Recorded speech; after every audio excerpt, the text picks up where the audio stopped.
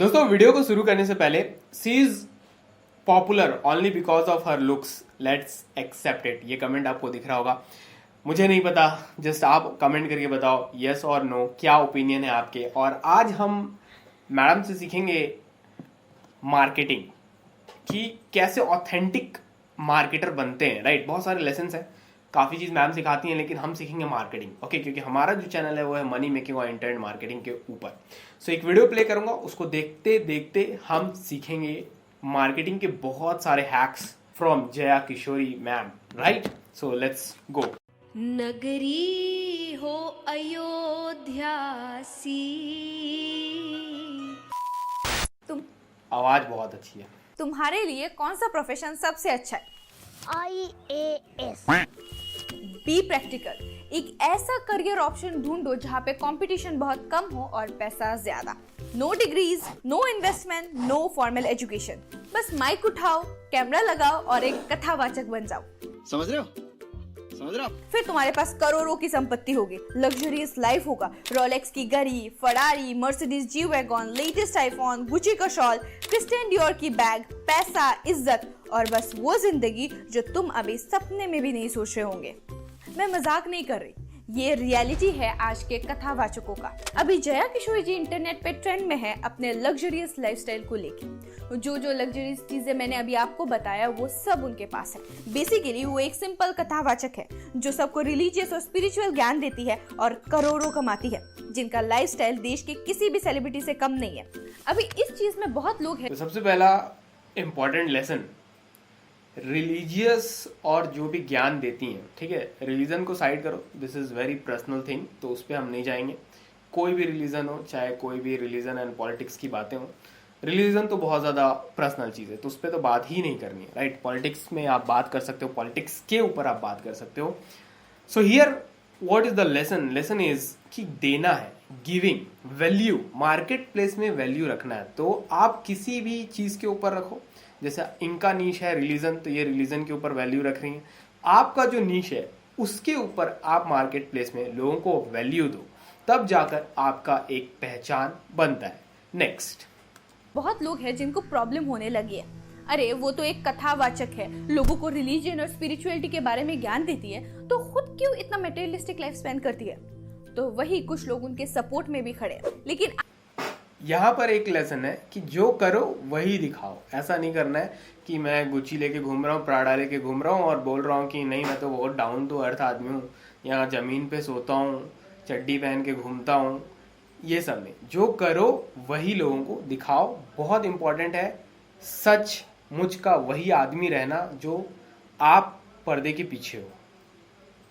आप यहाँ पे आए हो मेरे चैनल में, आपको बायस नहीं होना है। एक एवरेज IQ वाले इंसान जैसे फट से किसी का भी साइड मत लो। इसीलिए इस वीडियो में मैं आपको एक्सप्लेन करूंगी कि जया किशोरी कौन है, कहां से ये कंट्रोवर्सी शुरू हुआ और क्यों वो एक कथावाचक नहीं बल्कि एक बिजनेसमैन ज्यादा है, और कैसे वो अपने भक्तों को मैनिपुलेट कर रही है अपने बिजनेस के लिए। और डिफरेंस भी समझाऊंगी आपको रियल गुरुज और फेक गुरुज में। और अगर आपको वीडियो अच्छा ना लगे तो डिसलाइक करके जाना, पर वीडियो को पूरा जरूर देख। मुझे नहीं पता, मुझे लाइक चाहिए, डिसलाइक नहीं होता है। जितना देखते जाओगे वीडियो उतना इंटरेस्टिंग होता जाएगा। कथावाचक आध्यात्मिक वक्ता जया किशोरी। जया किशोरी जी मशहूर कथावाचक जया किशोरी। मैं कोई संत, साधु, साध्वी नहीं हूँ। आगे गृहस्थ जीवन पूर्ण रूप से जीना भी चाहती हूँ और मैं अपनी गारंटी नहीं लेती।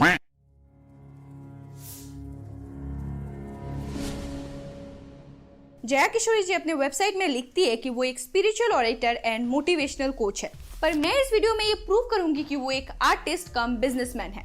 उनके हिसाब से वो कथावाचक तब से थी जब उनकी उम्र सिर्फ 7 साल थी और पिछले 22 साल से वो ये सब करती आ रही है। And here comes the twist. आज इंटरनेट पे जितना ये बंदा अभिनव अरोड़ा और उनके पिता तरुण राज अरोड़ा एक्सपोज हो रहे हैं, वो शायद कोई और नहीं हो रहा। रीजन? क्योंकि अभिनव के पापा ने उसको सिर्फ 9 साल की उम्र से ही इस कथावाचक के लाइन में डाल दिया। पर हमारी जया किशोरी जी तो 7 साल की उम्र से ये सब कर रही है। और सुनिए क्या बोल रही है। नहीं बोलेगा जय, जो नहीं बोलेगा जय उसकी होगी छोरी 6। जो नहीं बोलेगा जय उसकी होगी छोरी 6। इसको क्या बोलते हैं? Marketing line. ये वाली नहीं, हर प्रोडक्ट की एक मार्केटिंग लाइन होती है जिसको I am not getting the word क्या बोलते हैं। तो आपका एक मार्केटिंग डायलॉग होना चाहिए जो भी प्रोडक्ट आप लॉन्च कर रहे हो, राइट। कभी मौका मिलता है जो बोलेगा उसके लड़का होगा, और जो नहीं, लड़की नहीं, 6 लड़कियां। मतलब आज जो अभिनव अरोड़ा आपको दिख रहा है, 22 साल पहले हमारी जया किशोरी जी भी सेम वैसी ही थी, एक 7 साल की छोटी कथावाचक। मार्क्स भी अच्छे इसके बहुत अच्छे आते हैं। सी इज ए किड्स टाइम की एंकर है। सी इज ए सिंगिंग वेल। ये कृष्ण भगवान के बहुत सुंदर भजन गाती है और she is very famous for that. अच्छा एक थोड़ा सुनाओ, थोड़ा सा। ओ राधे। मतलब जो क्रिटिसिज्म हम इतने दिनों से करते आ रहे हैं अभिनव अरोड़ा के लिए, वो जया किशोरी के लिए भी लागू होती है। तो बेसिकली इस फ्रॉड अभिनव अरोड़ा और जया किशोरी में कोई अंतर नहीं है। और तो और जया किशोरी तो अभिनव अरोड़ा से भी 2 साल एडवांस थे। देखिए महाराज, जब तक आपके पास धन है दान कर लीजिए, जब बच्चों के पास चला जाएगा तब हाथ पकड़ लेंगे। कर लिया बहुत अपने समय में, अब बैठ जाओ। और मैं अपनी गारंटी नहीं लेती। अभिनव अरोड़ा को, या मोर प्रिसाइसली अगर मैं बोलूं तो उसके पापा तरुण अरोड़ा को मैंने अपने इन 2 वीडियोस में पूरा एक्सपोज कर दिया है, जो आपको जरूर देखना चाहिए।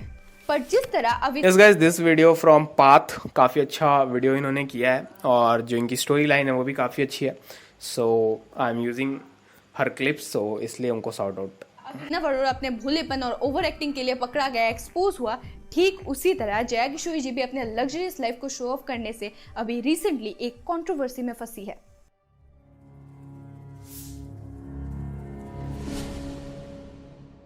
रीजन था उनका एक बैग जो कि था क्रिस्टियन डियोर कंपनी का, जिस पे उनका नाम भी लिखा था। मतलब ये बैग कस्टमाइज्ड था। इस बैग का नॉर्मल प्राइस करीब 2.5 लाख का होता है, और अगर ये कस्टमाइज हो जाए तो शायद 3 से 4 लाख का भी हो जाता है। अब लोगों के हिसाब से एक आध्यात्मिक इंसान के लिए ये सब मटेरियलिस्टिक चीजें इतना क्यों मायने रखता है? और कंट्रोवर्सी सिर्फ इस बैग को लेके नहीं, बल्कि इसके मटेरियल को भी लेके शुरू हो गई। इस बैग को बनाने में जानवरों के स्किन का इस्तेमाल होता है, स्पेशली काऊ का। And as per Jaya Kishori जी, गाय तो हमारी माता है। भगवान कहते हैं गैया को सिर्फ पशु मत कहना, वो सिर्फ पशु नहीं है। शायद ही ऐसा कोई है जिसकी हर चीज उपयोगी है, हर चीज। और आपने उसकी चमड़ी तक को नहीं छोड़ा।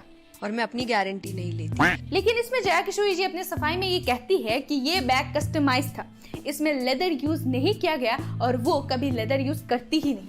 वो एक कस्टमाइज बैग है, और कस्टमाइज का मतलब कि आप अपनी मर्जी से बनवाते हैं, इसलिए मेरा नाम तक लिखा हुआ है उसमें कि मैंने अपना नाम, कि वो एक कस्टमाइज बैग है, उसमें कहीं से भी कोई लेदर नहीं है। मैं अपनी गारंटी ले सकती हूँ, पर मैं किसी कंपनी की कोई गारंटी नहीं लेती। पर मैंने ना कथा करने से पहले, ना अभी, और मैं आगे की भी गारंटी लेती हूँ कि मैंने कभी लेदर यूज नहीं किया, ना मैं कभी करूंगी। क्या दीदी, अब किसको बेवकूफ बना रही हो? तो उस कंपनी से सामान ही क्यों खरीद रही हो जो गाय की चमड़ी से बैग बनाती है? आप उस ब्रांड को एंडोर्स ही क्यों कर रही हो? अच्छा, ये आपका एक क्लिप मिला था। धनादि धर्मम, पैसा वही अच्छा जो धर्म के काम में है। अच्छा, मतलब क्रिस्टियन डियोर के बैग में जो पैसा लगा वो धर्म का है। Nice nice. अब धर्म का पैसा कसाई खाना जाएगा। और मैं अपनी गारंटी नहीं लेती। और कितना एक्सक्यूजेस और क्लैरिफिकेशन दोगी दीदी? इवन अब जिस मर्सिडीज जी वैगन से ट्रेवल करती हो, उसकी सीट पे नाप्पा लेदर का इस्तेमाल होता है। अगेन उसमें भी जानवरों की चमड़ी का इस्तेमाल होता है, इवन गाय का भी। गैया को सिर्फ पशु मत कहना, और जया किशोरी को सिर्फ एक कथावाचक मत कहना। तो फिर जया किशोरी जी को हम कहे क्या? जया किशोरी जी जो कुछ करती है, it's nothing but a profession of businessman and artist. अगर मैं एक शॉप ओन करती हूँ, अगर मैं अपने वेबसाइट्स में प्रोडक्ट सेल करती हूँ, then I am a businessman. जो कि जया किशोरी जी करती है, वो अपने बिजनेस से, अपने वेबसाइट से कमाती है, प्रोडक्ट सेल करके। सिमिलरली अगर आप किसी फील्ड में एक्सपर्ट हो, suppose you know how to sing, how to dance, how to do comedy. This is called guys first become a brand and then launch your product, right. और एक और इसका उल्टा होता है कि लोग पहले अपना प्रोडक्ट लॉन्च करते हैं, देन उसको ब्रांड बनाते हैं। लेकिन ये क्या है, पहले अपने फेस को एक ब्रांड बनाओ एंड देन प्रोडक्ट को लॉन्च करो। और आप अपने इस टैलेंट से लोगों को एंटरटेन करते हो, आप इस पे अपने कॉन्सर्ट के लिए लाखों रुपए चार्ज करते हो, then you fall in the category of an artist. दुनिया आपको एज ए आर्टिस्ट ही देखेगी। अब यहाँ पे आप जया किशोरी जी को रिलेट करो। She is nothing but an artist. She knows how to speak, how to influence your mind, how to motivate people. और उनके इसी स्पेसिफिक टैलेंट की वजह से वो एज ए आर्टिस्ट कमा भी रही है, लोगों से चार्ज भी कर रही है। इवन वो अपने you can influence people, you can sell anything. तो यहाँ पर एक ऑथेंटिसिटी आती है when someone is using terms like religion and all, so वो एक ऑथेंटिक बन रहा है। तो ये तो एक अलग पार्ट हो गया जिसपे हमें ज़्यादा नहीं बोलना चाहिए। लेकिन अगर आप बिजनेस में हो, जो भी आपका नीश है, जब आप उसमें अपने आप को एक्सपर्ट दिखाते हो तब आप वहां पर एक ऑथोरिटी बनते हो, राइट। लोग आपको as an expert, as an upper level member देखते हैं, जहां पर वो है उस लेवल से कंपेयर करके। तो ये बहुत इंपॉर्टेंट चीज़ होती है बिजनेस में, जब भी आपको कोई प्रोडक्ट सेल करना है। मतलब कि इंटरनेट में बहुत ज़्यादा इंपॉर्टेंट है ये चीज़। इवन वो अपने एक शो के लिए 9 से 10 लाख तक का भी चार्ज करती है। तो अगर आप उनके एक्टिविटीज को देखोगे, then she is nothing but a businessman and an artist under the shadow of spiritual orator और कथावाचक। अब मुझे पता है कि बहुत लोग ये बोलेंगे कि ठीक है, तू इतना क्यों जल रही है। उन्होंने थोड़ी कहा कि वो कोई सन्यासी है या फिर उन्होंने सब मोह माया छोड़ दिया। वो तो कहती है कि मैं एक गृहस्थ जीवन करूंगी, तो इसमें बुरा क्या है। हाँ, ये बुरा है। लीगली भले ही ये चीज बुरा ना हो, पर एथिकली ये चीज गलत है, क्योंकि वो भोले भाले लोगों को मैनिपुलेट कर रही है। And here is how.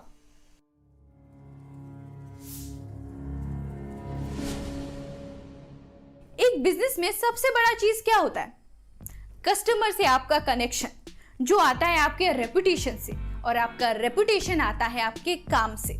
Yes, आपके काम से आपका फेस वैल्यू क्रिएट होता है एंड अनडाउटेडली उस फेस वैल्यू से आप again guys, this is market place में आप क्या वैल्यू रख रहे हो वो, एंड रिलेशनशिप मेंटेनेंस किसके बीच में, आपके कस्टमर और आपके बीच में। और वो कैसे होता है? जब आप अपने भावनाओं को व्यक्त करते हो, अपने बिहाइंड द सीन्स दिखाते हो, आप क्या कर रहे हो, अपने विचारों को अपने कस्टमर तक पहुंचाते हो, तब जाकर ये रिलेशन बनता है। अभी मैं विचार यूज़ कर रहा हूँ, मतलब ऐसे वर्ड्स, ऐसे शब्दों का यूज़ कर रहा हूँ। थोड़ा लग रहा होगा कि हम दूसरे जोन में बात कर रहे हैं, पर हम बिजनेस के जोन में ही बात कर रहे हैं। ओके, आपको बिजनेस में बेनिफिट मिलता है। तो बिजनेस बनाने के लिए सबसे पहला चीज होता है एक फेस वैल्यू क्रिएट करना, और उस फेस वैल्यू को बनाने के लिए आप अच्छे हो या ना हो, पर आपको अच्छा दिखाना होगा। और अगर आप हजारों में से खुद को अलग दिखाना चाहते हो, खुद को अच्छा दिखाना चाहते हो, तो यहाँ पे आपके काम आएगा धर्म। आपको अपने मोटिवेशनल स्पीचेस में राम, कृष्ण, भगवत गीता, उपनिषद, इन सबको कोट करना होगा। हाँ, वो भले ही आप अपने घर में अपने बीवी को पीटते हो या फिर लग्जरियस चीजों से आपका मन नहीं बढ़ता। यार, इसने यहाँ पर विवेक बिंद्रा को कोट कर दिया। पर लोगों के बीच अच्छा दिखने के लिए ये सब बोलना पड़ता है आपको। Now same rule you follow it for Jaya Kishori जी। अब मान लो जया किशोरी जी बीइंग ए नॉर्मल बिजनेसमैन आके यूं ही बोलती कि ये मेरा प्रोडक्ट है, आप खरीदो। कोई खरीदता? शायद कन्वर्जन रेट 100 में से 1 होता। उसमें भी उनको पीआर मैनेजमेंट करना पड़ता, एडवर्टीजमेंट करना पड़ता। पर वही जब एक कथावाचक जया किशोरी जी, जो हमेशा धर्म की राह पर चलती है, जो हमेशा राम और कृष्ण की बातें करती है, अब अगर वो आके कोई प्रोडक्ट सेल करे तो कन्वर्जन रेट कितना होगा? शायद 100 में से 10। अगर आपको याद हो तो विवेक बिंद्रा के केस में भी यही हुआ था। क्यों विवेक बिंद्रा को रातों रात इतना फेम मिल गया? क्यों उनके बड़ा बिजनेस में इतना लोग जुड़ गए? Due to his convincing power which he does on quoting Shrimad Bhagavad Gita. Religious चीजों पर लोग आपसे ज्यादा डीपली और ज्यादा जल्दी कनेक्ट हो जाते हैं, और ये लोग इन चीजों को बहुत अच्छे से समझते हैं और इस्तेमाल भी करते हैं अपने बेनिफिट्स के लिए। For example Vivek Bindra, Abhinav Arora and now Jaya Kishori. For example, अगर आप पुराने जमाने के सिंगर्स लाइक लता मंगेशकर, अन्नपूर्णा देवी, किशोर कुमार, मोहम्मद रफी, आशा भोसले, इनके कॉन्सर्ट्स को देखोगे, और आप आज के सिंगर्स लाइक दिलजीत दोसांझ, बादशाह, हनी सिंह, गुरु रंधावा के कॉन्सर्ट्स को देखोगे, डे एंड नाइट का डिफरेंस दिखेगा आपको।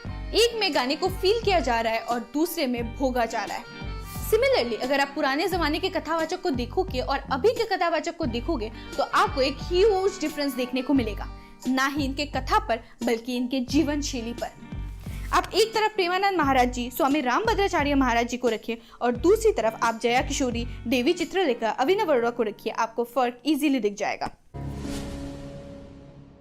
डिफरेंस बस इतना है कि एक धर्म को मान रहे हैं और दूसरे धर्म को निभा रहे हैं। अनडाउटेडली पैसा कमाना कोई बुरी चीज नहीं है, पर आप उस पैसे को कैसे कमा रहे हो और कहाँ खर्च कर रहे हो, दैट मैटर्स। और अगर आप धर्म का नाम लेके किसी भी तरीके से पैसा कमा रहे हो और उस पैसे को अपने लग्जरीज चीजों में डाल रहे हो, तब तो ये चीज धर्म को डायरेक्टली कॉन्ट्रडिक्ट कर रही है। आप अपने कथा में ये बोलती हो। देखिए महाराज, जब तक आपके पास धन है दान कर लीजिए, जब बच्चों के पास चला जाएगा तब हाथ पकड़ लेंगे। कर लिया बहुत अपने समय में, अब बैठ जाओ। और मैं अपनी गारंटी नहीं लेती। और खुद दान को छोड़ से भोग ही रही हो, अब कहाँ दान कर रही हो? आप एक तरफ भगवत कथा करोगी और दूसरी तरफ ऐसी चीजों पे पैसा लगा के, ऐसे लाइफस्टाइल स्पेंड करके ये कह के नहीं निकल सकती मुझे फर्क नहीं पड़ता, मुझे नहीं फर्क पड़ता, मुझे फर्क नहीं पड़ता, मुझे फर्क नहीं पड़ता, मुझे फर्क नहीं पड़ता।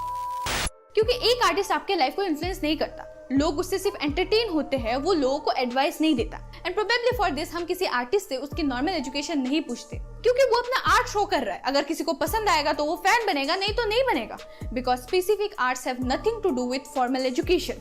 बट जया किशोरी जी आपके लाइफ को इन्फ्लुएंस कर रही है, तो यहाँ पे आप उनसे उनका पर्सनल एक्सपीरियंस, उनका फॉर्मल एजुकेशन बैकग्राउंड पूछ सकते हो, because she is not only entertaining you but also advising you. वो हर दूसरे दिन पॉडकास्ट में दिख जाती है जहाँ वो आपको ज्ञान देगी। Then why don't we ask her background as well, कि वो खुद कितना क्वालिफाइड है कि लोगों को एडवाइस दे रही है। Basically they all are self proclaimed spirituals and motivational coach. They have never gone through any test. और ये हमारी गलती है कि हम इनको अपना गुरु मान लेते हैं, जो सिर्फ धर्म को इस्तेमाल कर रहे हैं अपना जेब भरने के लिए। मेरे ख्याल से कुछ चंद गिने चुने साधु संत लाइक प्रेमानंद महाराज जी, स्वामी रामभद्राचार्य महाराज जी, इन्हें ही धर्म पर बोलने का अधिकार है, और हमें उन्हीं के कथाओं को सुनना चाहिए, ना कि ये सो कॉल्ड कथावाचकों का जो सिर्फ और सिर्फ पैसों के लिए धर्म को बेच रहे हैं। बिकॉज स्पिरिचुअलिटी और ये लग्जरी कभी एक साथ नहीं रह सकती। आप एक बार इनके लाइफस्टाइल को देखिए और एक बार इनको देखिए, आपको खुद ब खुद सब कुछ समझ आ जाएगा। So guys this is the video. काफ़ी कुछ है वीडियो में। अगर मैं धीरे धीरे एक एक क्लिप्स को लेकर अगर आपको बताना शुरू करूं तो काफ़ी सारे बिजनेस लेसन्स हैं इसमें, and we are just learning from her about business, not about any kind of thing जो पर्सनल होती हैं। एंड अगर आपको आजकल ये बहुत ज़्यादा दिख रहा है, मतलब इस टर्म में लोग काफ़ी लोगों को एक्सपोज कर रहे हैं, तो अगर आप एक मार्केटर हो तो जाओ और इनकी वीडियोस को बहुत अच्छे से अंडरस्टैंड करो, तो इससे आपको बहुत सारी मार्केटिंग टेक्निक समझ में आएगी। एंड एक कोट कर देता हूँ यहाँ पर जो बहुत इंपॉर्टेंट है, देखो जो करते हो वो दिखाओ। जैसे कि मैंने जो इंटरनेट बिजनेस है उसे स्टार्ट किया था कब, आज से 7 साल पहले, तो मैंने वही जो किया था वही आज तक दिखा रहा हूँ। ये नहीं कि ओवर कुछ दिखा रहे हैं कि अब मैजिक हो जाता है, कुछ नहीं होता। मैजिक वैजिक सब आपको खुद करना पड़ता है, मेहनत करना पड़ता है, हार्डवर्क करना पड़ता है, बहुत ज़्यादा सीखना पड़ता है, तब जाकर आप कुछ बन पाते हो, राइट। तो मार्केट में हो, ट्रू रहो, सही रहो, सच बोलो, जो है वो दिखाओ, तभी जाकर आप आगे बढ़ पाओगे। लॉन्ग टर्म में आप काफ़ी बड़ा बन पाओगे। तुरंत तो नहीं बोल सकता मैं कि तुरंत बहुत बड़े बन जाओगे, लेकिन हाँ लॉन्ग टर्म में बहुत बड़े बनोगे, इट्स माई गारंटी। सच्चे रहो और सही चीज़ लोगों के सामने रखो, एंड मार्केटिंग टेक्निक्स को सीखते रहो। बहुत ज़रूरी है डेली अपडेट होना। तो थैंक्स फॉर वॉचिंग। क्या कमेंट्स हैं आपके, आप नीचे लिखकर मुझे ज़रूर बताओ। एंड बहुत अच्छी वीडियो की है इन्होंने, पाथ इनकी वीडियो मैंने फर्स्ट टाइम देखी है, और यही वीडियो शायद इनकी वायरल भी है बहुत ज़्यादा, तो उनको एक शॉर्ट आउट है। And thanks for watching, thanks for coming. Subscribe करके जाना, मिलते हैं नेक्स्ट वीडियो में।